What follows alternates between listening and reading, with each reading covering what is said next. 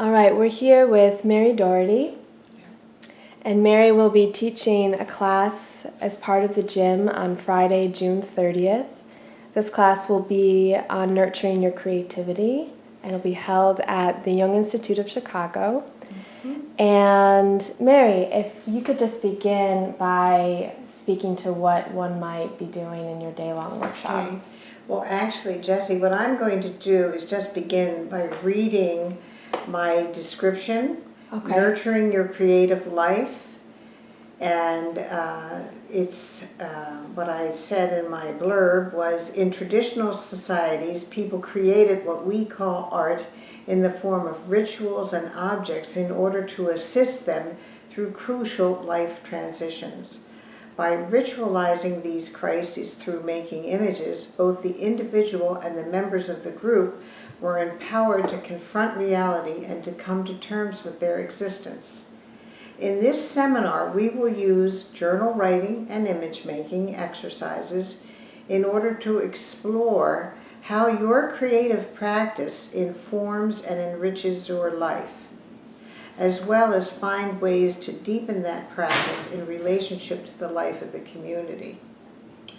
So, we will reference the works of Jung and feminist poets and thinkers to nurture further insights and actions into your artistic practice. And what I want to say about this, and it's based in other writings that I have done and other workshops, is really what I'm talking about is reclaiming the symbolic function of your art making practice. And this is a view of art making that has been pretty much lost in Western culture.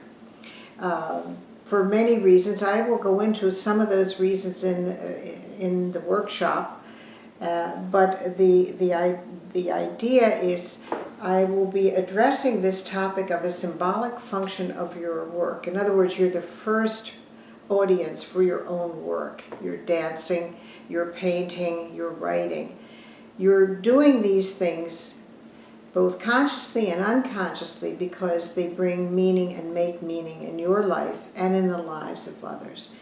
Audre Lorde is one of my famous quotes and favorite poets who said we need to write poems that we write poems that we need to exist, and we write poems out of necessity.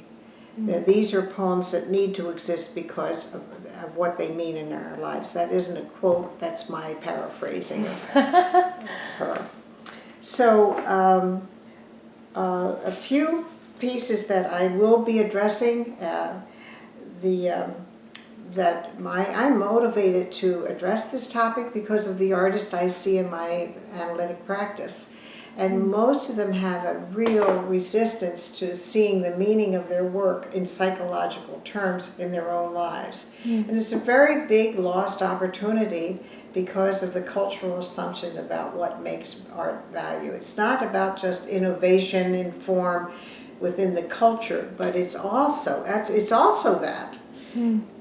But it's also what it actually means to us. And I make the distinction also between art therapy and art making practice.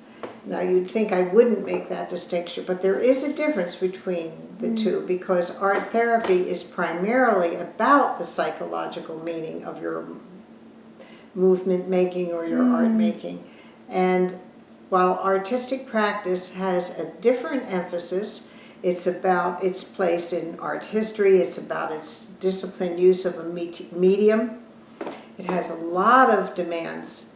And so when we talk about studio practice, I will be addressing that as well, that there's both the requirement for a disciplined surrender to a medium, whether that's paint or whether that's movement, and then also an openness and a willingness to be impacted by our own work. So that's just a taste of what we'll be doing, and you'll be writing and making marks on paper to experience your own relationship to your own creative work, so that by the end of the day you will have a deeper experience of why you're making your work and the meaning it has in your life. So that's kind of the goal of the day. Beautiful. Now, in terms of sand play, do we want to talk about that? Yes, on Friday, the final Friday of the gym, Carol Pripasich, one of your colleagues, will be teaching a class, a day-long workshop on the topic of aging. She'll be using the medium of sand play to do so. So if you could speak a little about what is sand play? Yeah, so people can get a sense. Well, again, a sand play is an image-making process in which you have a tray with sand in it, and then you select objects that, we have a number of objects, from archetypal images to everyday images, little figurines really, that are placed in the sand in meaningful ways. And you're creating an image. What's great about this is that you don't have to draw. There's no demand for aesthetic or artistic capabilities. It really is allowing your intuition to pick a figure and place it in the sand and create a reflection of feelings in these, with using these figures in the sand. So then you can see the feelings and the emotions that you're having in the image, and then you can be in relationship, because it gives you a viewpoint from outside the feelings to see what's happening in the sand. It's also, as Sonu Shamdashani talks about, it's an effort to experience the unconscious, because inevitably when you make a sand play, you are giving voice and image to elements of your own unconscious. It's like having a dream in sand. So then you can become conscious of, why did I pick that?